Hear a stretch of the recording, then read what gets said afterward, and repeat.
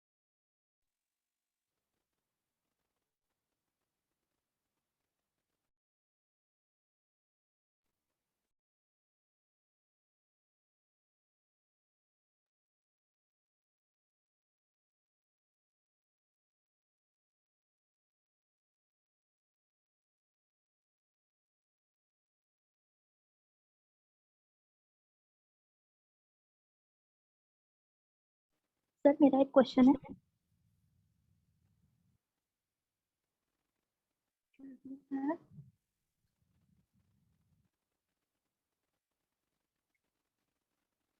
Sir vaccine जब हम लोग इंजर यानी कि किसी भी ह्यूमन बॉडी में लगाते हैं क्या उसके पास ब्लड क्लॉटिंग हो सकती है बॉडी के अंदर?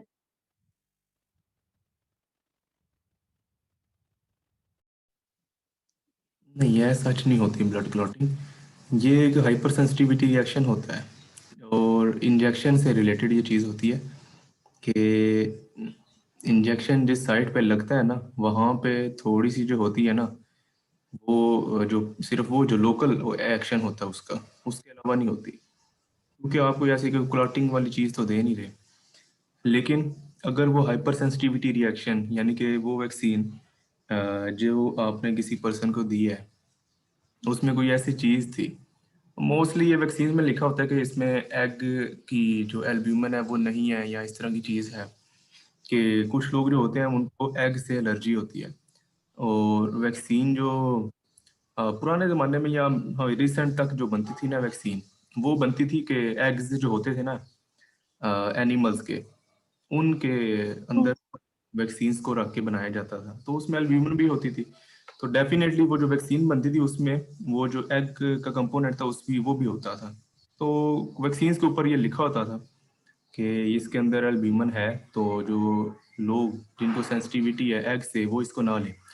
तो वो बेसिकली हाइपर सेंसिटिविटी से रिलेटेड ही होता है। क्योंकि हाइपर सेंसिटिविटी का रिएक्शन अगर हो जाए ना एक पर्सन को, वो लाजमी नहीं कि किसी इसी चीज़ से हो, किसी भी चीज़ से हो सकता है। आपकी नॉर्मल लाइफ में भी आपको, जिसको हम आप लोग एलर्जी कहते हैं, 4-5 टाइप की होती है हाइपर सेंसिटिविटी।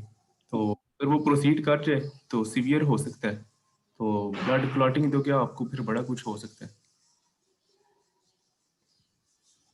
नहीं सर, एक्चुअली ना अभी एक न्यूज चल रही है। ऑक्सफोर्ड यूनिवर्सिटी ऑफ ऑक्सफोर्ड ने वैक्सीन बनाई थी कोविड-19 की। तो हम्म। जो WHO ने इसको स्टॉप कर दिया है ना, उन्होंने कहा था कि इस वैक्सीन से ब्लड क्लॉटिंग ह्यूमन के हार्ट में हो जाती है, जिसकी वजह से डेथ डेथ कॉज हो रही है। वो उसका फिर कुछ साइड इफेक्ट होगा ना, ऐसा जो वैक्सीन का तो नहीं ना होता ये चीज़। हर ड्रग का साइड इफेक्ट। अच्छा सर, एक और क्वेश्चन है। जो हम किसी बैक्टीरिया वायरस को वीक करके बॉडी में इंजेक्ट करते हैं, तो उससे क्या रिएक्शन हो सकता है बॉडी में? मीन दैट कि अगर बॉडी में जाए और वहां पे बैक्टीरिया वायरस जो वीक हमने किया हुआ है और वो वहां पे स्ट्रांग हो जाए बॉडी के अंदर जाके। ऐसा होता नहीं है कि आप उसको हम वीक ही इसी तरह करते हैं कि वो दोबारा से स्ट्रांग हो ना। लेकिन आप कुछ कह नहीं ना सकते किसी भी आप माइक्रो ऑर्गेनिज्म के बारे में। सिर्फ वीक बैक्टीरिया वायरस पे हमारे इम्यून सिस्टम कैसे वर्क करता है, इसके बारे में कुछ तो बता दें। हाँ, ये क्वेश्चन है कि अगर वो वीक है तो फिर वो इम्यून सिस्टम को कैसे कर रहा होता है। देखिए, हमें सारे के सारा बैक्टीरिया नहीं चाहिए होता ना। हमने उसकी जो होता है डिजीज वो काज करता है उसकी वो भी नहीं चाहिए होती। हमें जस्ट अपने इम्यून सिस्टम को बताना होता है कि जनाब ये बैक्टीरिया है, ठीक है, इसको आप देख लें, ठीक है। बस ये हमने उसको बताना होता है। फर्ज जैसे आपको स्क्रीन शायद सामने नजर आ रही है, यस सर। ये सारा वायरस है, ठीक है। इस वायरस के बाहर ये थोड़ा सा ये इन्वेलप है, फिर अंदर इसके और है डीएनए, सॉरी आरएनए है इसके अंदर, और इसकी प्रोटीन्स है वगैरह वगैरह। Yes sir. जो काम की चीज़ है वो सिर्फ ये है हमारे लिए, हमारे सिस्टम के लिए, इसको कहते हैं स्पाइक प्रोटीन। तो सारा ये वायरस जी सर। जो भी है, लेकिन हमें ये चीज़ प्रॉपर वे में चाहिए, अच्छी वाली, इसकी ओरिजिनल चाहिए। तो हम अपने सिस्टम को सिर्फ ये कहेंगे कि इसको आप पहचान लें, ठीक है। ज़ाहिर बात है, जब बेशक वीक वायरस है, बेशक स्ट्रांग वायरस है, उसने जब बॉडी में जाना है उसके पास ये चीज़ तो होगी ना। तो हमारे सिस्टम ने इसको ऑलरेडी रिकग्नाइज किया हो, यस सर। ये बॉडी के अंदर जाएगा। तो ह्यूमन बॉडी ने इसके अगेंस्ट ऑलरेडी एंटीबॉडीज बना ली होंगी, ठीक है, वो वैक्सीन के थ्रू वो आके इसके साथ अटैच हो जाएंगी। ये वीक है, ये स्ट्रांग है, इसने खत्म हो जाना।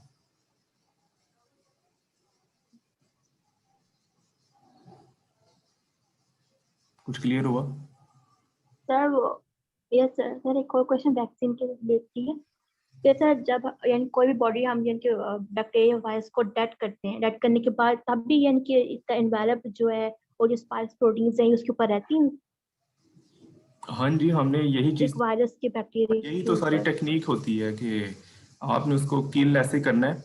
देखें, वैक्सीन जब मैंने शुरू ही कराई थी तो उसमें मैंने वैक्सीन की प्रॉपर्टीज सबसे पहले डिस्कस की थी। उसकी प्रॉपर्टी में ये थी कि यस सर। उसमें इम्यूनो जेनिसिटी होनी चाहिए, ठीक है। Immuno immunogenicity.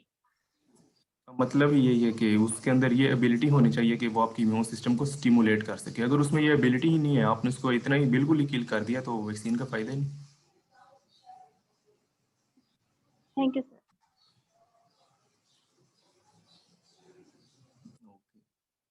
असाइनमेंट्स आपकी कोई नहीं है, सिर्फ आई थिंक 2 स्टूडेंट्स ने ही असाइनमेंट सबमिट करवाई है। क्या कह सकते हैं, इतनी को मुश्किल मैं असाइनमेंट देता भी नहीं हूँ। मुझे पता है कि स्टूडेंट्स को ये काम बड़ा बुरा लगता है, तो क्या कर सकते हैं। अच्छा, हमारा आज का टॉपिक जो है वो तो है फार्माकोलॉजी से रिलेटेड, ठीक है। वो हमने स्टार्ट करना है, हम देखेंगे उन चीज़ों को। ये कोविड की जो वैक्सीन्स हैं उनकी जो टाइप्स हैं, ठीक है। 4 टाइप की कोविड की वैक्सीन्स बनी हुई हैं, ठीक है, पूरे वर्ल्ड में। तो उसको आप देख लें कि ये वैक्सीन्स जो है ये कौन सी टाइप की वैक्सीन्स हैं।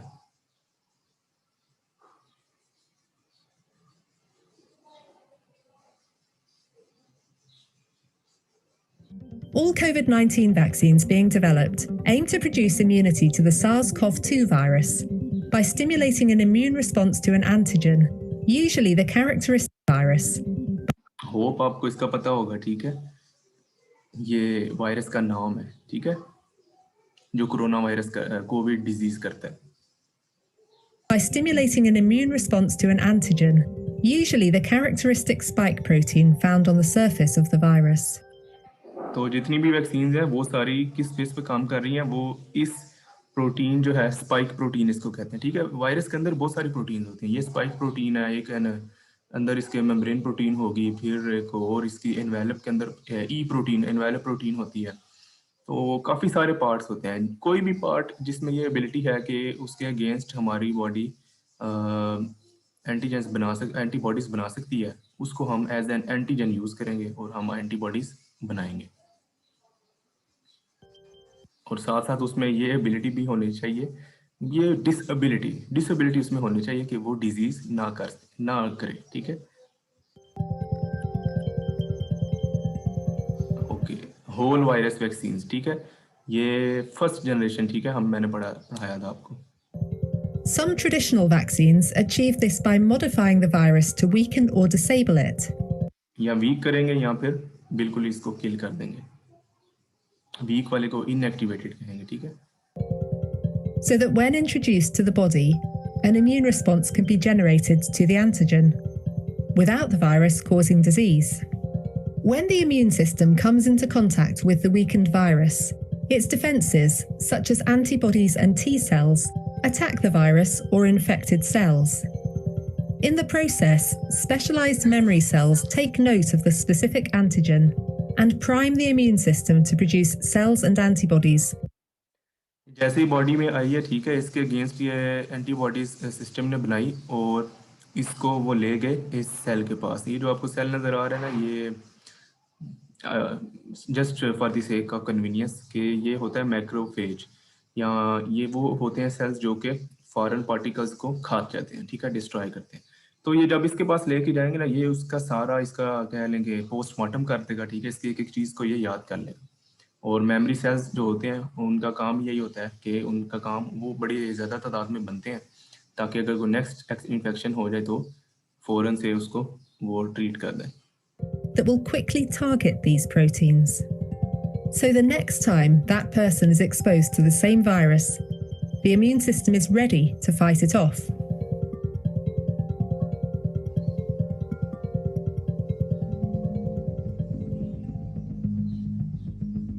Instead of using the whole virus, another way to trigger immunity involves using just fragments of it, like the spike proteins.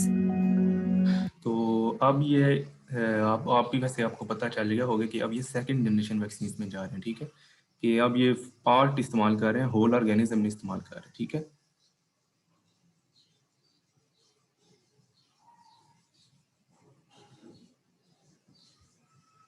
These subunit vaccines have the advantage of being relatively easy and cheap to produce, and are incapable of causing disease because these fragments are not able to infect host cells. However, they are less likely to be recognized by immune cells aimed at attacking infected cells, which means they may trigger a weaker immune response. तो ये वही बात है कि अगर आप whole इस्तेमाल नहीं कर रहे और आप एक पार्ट इस्तेमाल कर रहे हैं तो इम्यून सिस्टम तो स्टिमुलेट हो जाएगा, लेकिन वो कह रही हैं कि इतने हाई लेवल पे वो स्टिमुलेट नहीं होगा। पॉसिबिलिटी है, ठीक है, हो भी सकता है, ये चीज़ें चलती रहती हैं साथ। Because of this, subunit vaccines often include chemical agents called adjuvants, which are designed to stimulate a stronger immune response, and booster shots may also be required. ये मैंने बताया भी था कल, ठीक है, कि जो होल वैक्सीन नहीं, सॉरी, जो पार्ट वाली वैक्सीन होती हैं तो उनमें फिर आपको एक बूस्टर शॉट देनी पड़ती है। होल वैक्सीन का ये होता है कि वो ग्रो कर रहे, उसमें ग्रो करने की एबिलिटी होती है, तो आपको बूस्टर शॉट की कम भी ज़रूरत पड़ती है। Not all vaccines are designed to introduce antigens to the body. Some work by using cells in a patient's body to produce the antigens themselves. Examples include viral vector vaccines and mRNA vaccines. ये advance type की vaccine अब start हो रही हैं, ठीक है। पहली vaccine में क्या था कि बेसिकली यही है कि एंटीजन बॉडी में इंट्रोड्यूस करवाना है, तो आप बाहर से एंटीजन बॉडी के अंदर लेके आ रहे थे, ठीक है। या तो आपने इस पूरे वायरस को एंटीजन के तौर पर ट्रीट किया, या फिर इसके पार्ट को, छोटे से पार्ट को आपने एंटीजन के तौर पर ट्रीट किया। अब ये जो वेक्टर वैक्सीन हैं या फिर वायरल वेक्टर वैक्सीन या फिर mRNA वैक्सीन, इनका काम क्या है कि ये बॉडी के अंदर जाएंगी और बॉडी के अंदर जाके बॉडी के अंदर एंटीजेंस प्रोड्यूस करेंगी, ठीक है। In both cases, the goal is to get a short fragment of genetic code taken from the target pathogen, in this case the SARS-CoV-2 virus that causes COVID-19, into the patient's cells. By hijacking ये virus का RNA जो है ये cell के अंदर जाएगा, ठीक है, सेल के अंदर जाके ये सेल के DNA के साथ मिक्स हो जाएगा और उसके बाद सेल का जो मशीनरी है वो इसको रीड करेगी और उसके नतीजे में प्रोटीन्स बनाएगी। वो प्रोटीन्स बाहर आएंगी, सिस्टम उनको रिकॉग्नाइज करेगा और एंटीबॉडीज बना के उनको खत्म कर देगी। Checking the cellular mechanisms, these kinds of vaccines mimic the way viruses normally reproduce during natural infection. But rather than creating copies of the virus, the cells only produce large amounts of antigen that then usually trigger a strong immune response. Normally ये होता है कि virus का RNA जब किसी cell के अंदर जाता है तो वो सेल की मशीनरी को हैक करके सारे का पूरे का एक पूरा नया वायरस बनाता है, ठीक है। लेकिन हमने ये नहीं करना, हमने ऐसा उसका फ्रेगमेंट देना है जो कि सिर्फ हमारी मर्जी का फ्रेगमेंट बनाए, ठीक है। Viral vector vaccines achieve this by inserting the genetic code for the antigen into a harmless virus, which effectively acts like a delivery system to get the code into the cells without.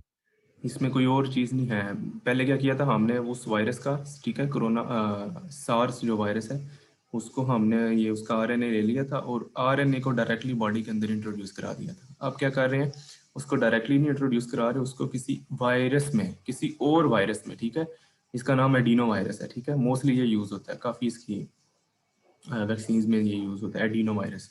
तो SARS के virus से, Covid के virus से RNA लेके हमने adeno virus में डाल दिया, ठीक है। ये एडिनो वायरस डिजीज़ नहीं कर सकता, इसको हमने कह लें कि अपहज किया हुआ है, ठीक है, हैंडीकैप है ये कुछ नहीं कर सकता।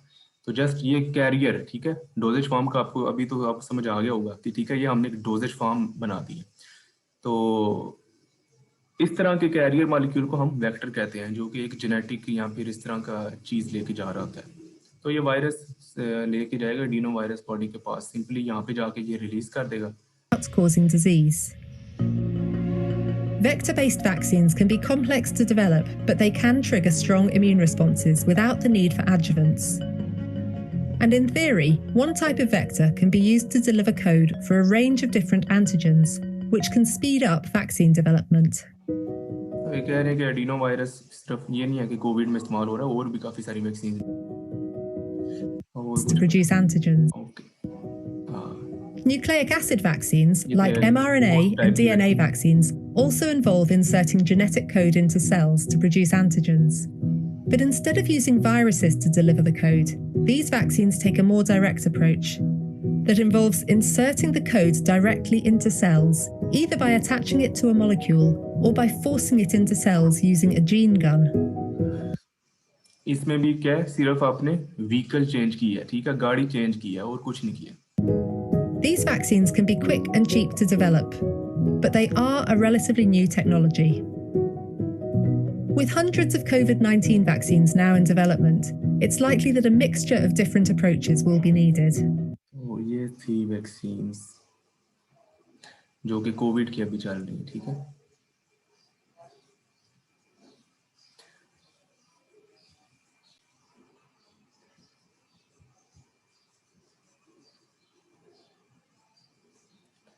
वैक्सीन्स हमारा यहाँ पे ख़त्म हो गया, ठीक है। आपको फार्माकोलॉजी से रिलेटेड चीज़ें करवानी है। ये फार्माकोलॉजी जो है, ये एक स्पेशलाइज्ड फील्ड है, ठीक है। स्पेशलाइज्ड का मतलब है कि ये कोई एवी उमी वाली नहीं है।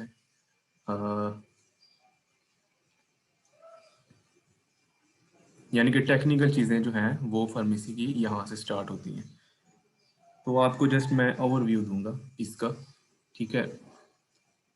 फार्माकोलॉजी होती क्या है, ठीक है। फार्माकोन का मतलब जो है, शुरू में इसको पॉइजन कहते थे, लेकिन बाद में जो है इसको ड्रग कहना शुरू किया गया, ग्रीक में ही, ठीक है। तो वो पॉइजन इसी वजह से कहते थे। देखें, पॉइजन में और ड्रग में कोई डिफरेंस नहीं है, ठीक है। ओनली डिफरेंस एक पॉइजन डोज जो होती है ना, ओनली डोज, सिर्फ डोज जो होती है ड्रग की, वो एक पॉइजन को ड्रग बनाती है, ठीक है। आप एक ड्रग की डोज है, फ़र्ज़ करें कि 20 मिलीग्राम है, या फिर अगर पैरासीटामोल अगर है, उसकी नॉर्मल जो डोज होती है वो 400 to 600, ठीक है, मिलीग्राम होती है, ये उसकी नॉर्मल डोज है। इसी पैरासीटामोल को आप दिन में 4 ग्राम, ठीक है, 4 ग्राम अगर आप ले लें पैरासीटामोल का, 4 ग्राम कितनी गोलियां बन जाएगी? अगर 600 ग्राम, 600 मिलीग्राम की एक गोली हो, 12, 18, 24, 4 गोलियां आई थिंक, है ना। तो अगर आप ये 4-5 गोलियां पैरासीटामोल की खा लें, ठीक है, तो समझ लें आपका काम इधर ही तमाम। तो पैरासीटामोल वहीं पे पॉइजन बन गई। ये आई मीन एक थ्योरेटिकली यही है कि 4 ग्राम से ऊपर अगर आप डोज लेते हैं, ठीक है, पैरासीटामोल की, तो आपका सीरियस साइड इफेक्ट होने के चांसेस हैं। अगर उससे भी ऊपर जाएंगे तो पॉइजनिंग हो जाएगी। तो डोज जो होती है, ओनली डोज जो है वो पॉइजन को ड्रग बनाती है। तो फार्माकोलॉजी की study of substances that interact with living systems, ठीक है, वो सब्सटेंसेस जो कि लिविंग सिस्टम्स के साथ इंटरेक्ट करते हैं, ह्यूमंस के साथ, एनिमल्स के साथ, ठीक है, प्लांट्स के साथ, वो ज़रा इतना नहीं होता कि कैसे इंटरेक्ट करते हैं, ठीक है। केमिकल प्रोसेसेस, ठीक है, specially binding to regulatory molecules, activating और इनहिबिटिंग। कैसे ये चीज़ें करती हैं, ठीक है, ये जो सब्सटेंसेस है जिनको हम ड्रग्स कह रहे हैं, ये बाइंड करते हैं बॉडी के अंदर रिसेप्टर्स के साथ, ठीक है। ये जो रेगुलेटरी मॉलिक्यूल इसमें लिखा हुआ है ना, मोस्टली वो रिसेप्टर्स होते हैं। तो ये सब्सटेंसेस ड्रग्स जो हैं ये रिसेप्टर्स के साथ बाइंड करते हैं। उन रिसेप्टर्स को ये या तो एक्टिवेट कर सकते हैं या इनहिबिट कर सकते हैं, दोनों के रिजल्ट में, ठीक है, या एक्टिवेशन के रिजल्ट में या फिर इनहिबिशन के रिजल्ट में एक इफेक्ट प्रोड्यूस होता है जिसको हम कहते हैं फार्माकोलॉजिकल इफेक्ट, ठीक है। और वो इफेक्ट जो है उसको हम यूटिलाइज करते हैं डिजीज को ट्रीट करने के लिए। तो इन सिंपल वर्ड्स अगर कहें तो क्या होता है, science that deals with drugs.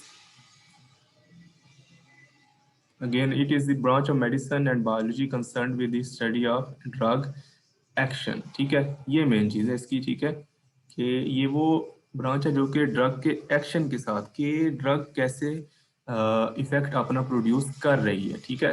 तो मैंने जैसे पहले बताया कि एक स्पेशलाइज्ड फील्ड है, ठीक है। रिसर्चर्स का ये काम होता है, ठीक है, और फार्मासिस्ट का, इवन डॉक्टर्स का भी इतना नहीं होता काम कि ये ड्रग काम कैसे कर रही है, ठीक है। तो वो देखते हैं कि ये कहाँ पे जाके बाइंड कर रही है, किधर किधर से होके जा रही है, किस किस को जो है वो एक्टिवेट कर रही है, किस किस को इनहिबिट कर रही है, और इन दी एंड क्या क्या इफेक्ट प्रोड्यूस हो रहे हैं। तो फार्माकोलॉजी को इस्तेमाल करते हुए जो रिसर्चर्स हैं, जो फार्मासिस्ट हैं, बेसिकली फार्मासिस्ट का ही काम है, तो वो फिर एक ड्रग की प्रोफाइल तैयार करते हैं, ठीक है। ड्रग की प्रोफाइल जो होती है उसमें आप बताते हैं कि इस ड्रग की इतनी डोज है, वो इफेक्ट प्रोड्यूस करती है, ठीक है। ये जो डोज है ये आप देंगे तो ब्लड के अंदर इसकी इतनी कंसंट्रेशन होगी, तो आपको ब्लड के अंदर इसकी इतनी कंसंट्रेशन चाहिए। फर्ज करें आपको ब्लड के अंदर एक ड्रग की कह लें कि 20 मिलीग्राम उसकी आपको कंसंट्रेशन ब्लड के अंदर, ठीक है, प्लाज्मा के अंदर आपको चाहिए। ब्लड का और प्लाज्मा का आपको पता होगा आई होप कि ब्लड के अंदर से अगर आप रेड ब्लड सेल्स को निकाल दें, ठीक है, तो पीछे जो चीज़ बच जाती है तो उसको आप क्या कहते हैं, प्लाज्मा कहते हैं। प्लाज्मा थोड़ा कह लें कि वाइट वाइट या येलो येलो होता है। तो ट्रांसपेरेंट लाइट। हाँ जी, बिल्कुल। तो अगर आप किसी चीज़ बंदे का ब्लड लें और उसको आप एक टेस्ट ट्यूब में रख दें तो उसके जो ब्लड सेल्स हैं वो नीचे बैठ जाएंगे काफ़ी दिनों के बाद या कुछ घंटों के बाद, तो ऊपर जो चीज़ रह जाती है उसको हम प्लाज्मा कहते हैं। खैर, तो फिर प्रोफाइल में आप ये बताते हैं कि ब्लड के अंदर इसकी आपको फर्ज करें 20 मिलीग्राम आपको इसकी डोज कंसंट्रेशन चाहिए।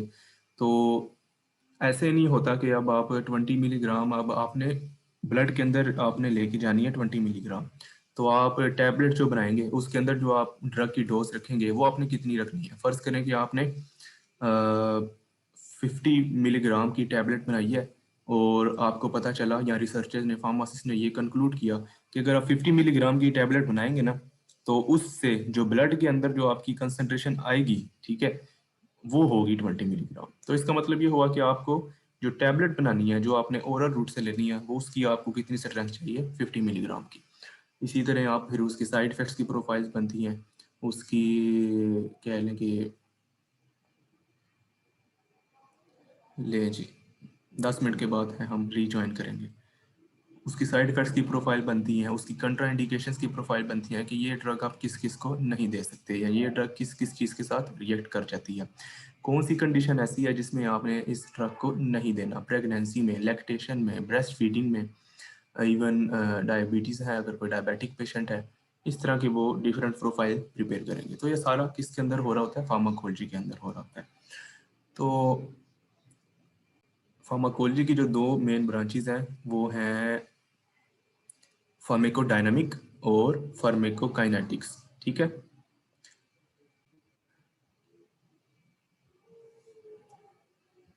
कितनी ब्रांचेस हैं जी, मैं जस्ट शॉर्ट लिख रहा हूँ, फार्मेकोकाइनेटिक्स एंड डायनामिक्स। जो डायनामिक्स है बेसिकली वो डील करती है कि ड्रग का मैकेनिज्म क्या है, ड्रग जो इफेक्ट प्रोड्यूस कर रही है, जो उसका क्लेम्ड इफेक्ट है वो कैसे प्रोड्यूस कर रही है। ये किससे रिलेटेड है, ये फार्मेकोडायनामिक। इसको कहते हैं कि what the drug does to the body, ठीक है, व्हाट द ड्रग, ये चीज़ें आप नोट भी किया करें, मैंने आपका क्विज भी लेना है, ठीक है। What the drug does to the does to be body, के ड्रग बॉडी के साथ क्या कर रही है, इसको कहते हैं डायनामिक्स। और काइनेटिक्स किसको कहते हैं, व्हाट द बॉडी, ठीक है, डज टू द ड्रग, कि बॉडी जो है वो ड्रग के साथ क्या कर रही है, इसको कहते हैं काइनेटिक्स। तो काइनेटिक्स में जो हम अभी पहले डायनामिक्स में मैकेनिज्म्स हैं, ठीक है, वो आपके काम की चीज़ें नहीं है, क्योंकि हर मैकेनिज्म को समझने के लिए आपको उस सिस्टम को समझना ज़रूरी होगा, ठीक है।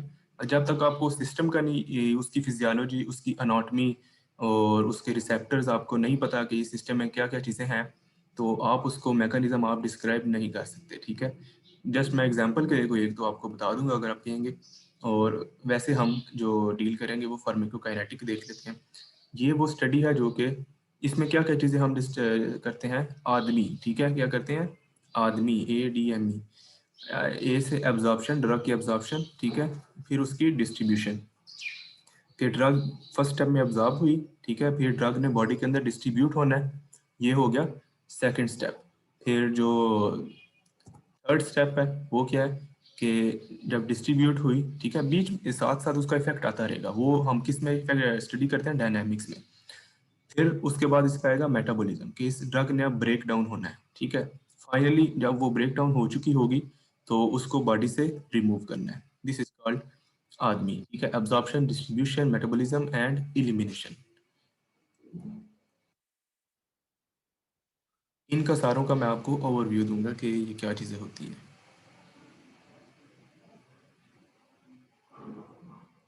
ये अभी आपको जो बताया मैंने, ठीक है, what the drug does to the body, what the body does to the drug, ये जस्ट एक ग्राफिकल आपको बता रहे हैं, ठीक है।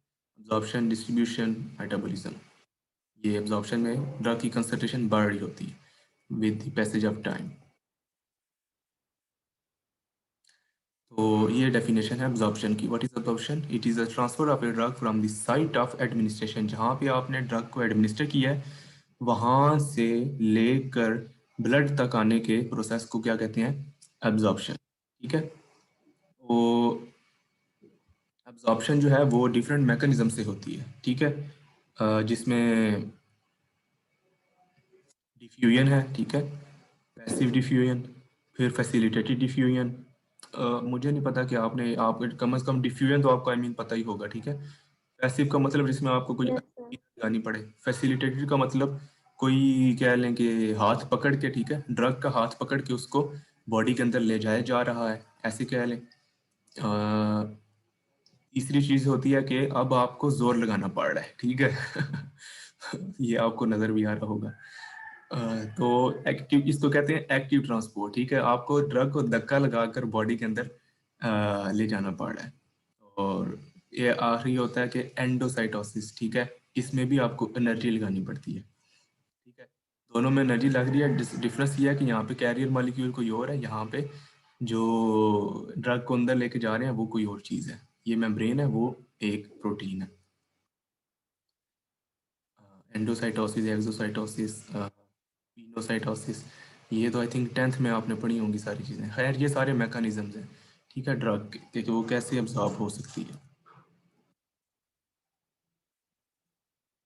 कुछ फैक्टर्स हैं जो कि ड्रग की एब्जॉर्प्शन को कह लें कि डिटर्मन करते हैं या अफेक्ट करते हैं। पीएच ये सबसे मेजर फैक्टर होता है, ठीक है। और दूसरी चीज़ जो होती है वो होती है कि ब्लड फ्लो, ठीक है, कि जिस साइड से ड्रग ने एब्जॉर्ब होना है वहाँ पे ब्लड है भी या नहीं है, ठीक है। तो फॉर एग्जांपल स्टमक के अंदर जो है ब्लड, वो ब्लड की सप्लाई, ठीक है, ब्लड की सप्लाई वो कम होती है, ठीक है, ऐसा, क्योंकि stomach is not an absorbing body, ठीक है, stomach is not meant to absorb drug, ठीक है, और एनी अदर थिंग। दो जो एब्जॉर्प्शन होती है वो इंटेस्टाइन से होती है, ठीक है। तो वहाँ पे आप बहुत ज़्यादा ब्लड की सप्लाई पाई जाती है, तो वहाँ से ही ड्रग की एब्जॉर्प्शन मैक्सिमम होती है। और वहाँ का सरफेस एरिया जो है, ठीक है, वो ऐसे ऐसे ऐसे ऐसे बनी होती है, ठीक है, विलाई अगर आपने देखा हो तो सरफेस एरिया yes भी, sir contact time at the absorption surface, ये चीज़ मैटर करती है। और एक्सप्रेशन ऑफ पी ग्लाइकोप्रोटीन, ये एक ऐसी प्रोटीन है पी ग्लाइकोप्रोटीन जो कि कह लें कि सेल्स के अंदर से हमने बेसिकली ड्रग को सेल के अंदर लेके जाना है, ठीक है। तो ये ग्लाइकोप्रोटीन जो है, या ये जो प्रोटीन सिंपल वर्ड में, ये ड्रग को सेल से बाहर निकालती है, ठीक है। तो जितनी ज़्यादा ये प्रोटीन होगी तो आपकी एब्जॉर्प्शन उतनी कम होगी। ये पीएच से रिलेटेड सारे इफेक्ट्स हैं, ये आपके काम की नहीं है, ठीक है। ये जिन्होंने प्रोफाइल प्रिपेयर करनी होती है, या अगर वो किसी ड्रग पे काम कर रहे हैं, उनको ये सारी चीज़ें देखनी होती हैं। और ये चीज़ें वहाँ पे भी मैटर कर, देखें जैसे मैं आपको ये बता देता हूँ कि एसिडिक ड्रग्स जो होती हैं ना, जो एसिडिक ड्रग है, ठीक है, वो एसिडिक मीडियम से उसके एब्जॉर्ब होने के चांसेस ज़्यादा हैं। जो बेसिक ड्रग होती है उसके बेसिक मीडियम से एब्जॉर्ब होने के चांसेस ज़्यादा होते हैं। ये एक जनरल रूल है, ठीक है, but every rule has an exception, ठीक है। ये चीज़ें चलती हैं साथ साथ, क्योंकि अब एसिडिक जो एनवायरनमेंट है वो स्टमक के अंदर है, लेकिन स्टमक के अंदर ब्लड की सप्लाई, स्टमक के अंदर सरफेस एरिया, ये चीज़ें, या ब्लड का फ्लो, ये चीज़ें स्टमक के अंदर ज़्यादा नहीं है, वो इंटेस्टाइन के अंदर ज़्यादा है। तो इसी वजह से जो एसिडिक ड्रग्स होती हैं कुछ, वो फिर इंटेस्टाइन से भी उनकी एब्जॉर्प्शन होती है, ठीक है। लेकिन रूल यही है कि जो एसिडिक ड्रग होगी वो एसिडिक मीडियम में, और जो बेसिक है वो बेसिक मीडियम में। पीछे जो कहानी इसकी चल रही होती है वो यही होती है कि एसिडिक मीडियम में एसिडिक ड्रग आयोनाइज नहीं होती, वो न्यूट्रल रहती है, और मेम्ब्रेन को क्रॉस करने के लिए हमेशा न्यूट्रल चीज़ चाहिए होती है। अब ये चीज़ जो है काम की है, बायो अवेलेबिलिटी, ठीक है। मैंने आपको 4 चीज़ें वहाँ पे बताई, एब्जॉर्प्शन, डिस्ट्रीब्यूशन, मेटाबॉलिज्म, ठीक है, एंड एलिमिनेशन। तो एब्जॉर्प्शन को जो चीज़ कह लें कि क्वांटिफाई कर रही है, या वो चीज़ जो कि एब्जॉर्प्शन की मेजरमेंट कर रही है, ठीक है, वो क्या चीज़ है, बायो अवेलेबिलिटी, ठीक है। ये चीज़ हम डिटर्मिन करते हैं कि फ्रैक्शन, वो फ्रैक्शन ड्रग की जो कि ब्लड के अंदर पहुंची है, उसको हम क्या कहते हैं, बायो अवेलेबिलिटी, ठीक है। जैसे ये नाइट्रोग्लिसरीन है,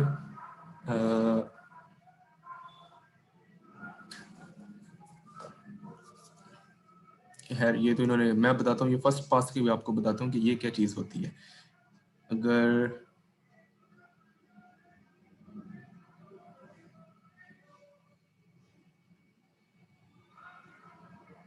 मेरी आवाज़ नहीं आ रही, कब से नहीं आ रही?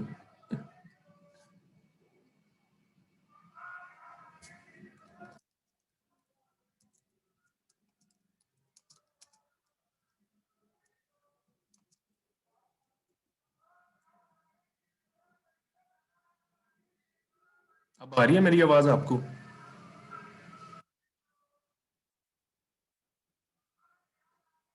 चले सही है, आ रही है। जी सर, अभी आ रही है। कहाँ से आप मिस कर गए, कोई है या फिर?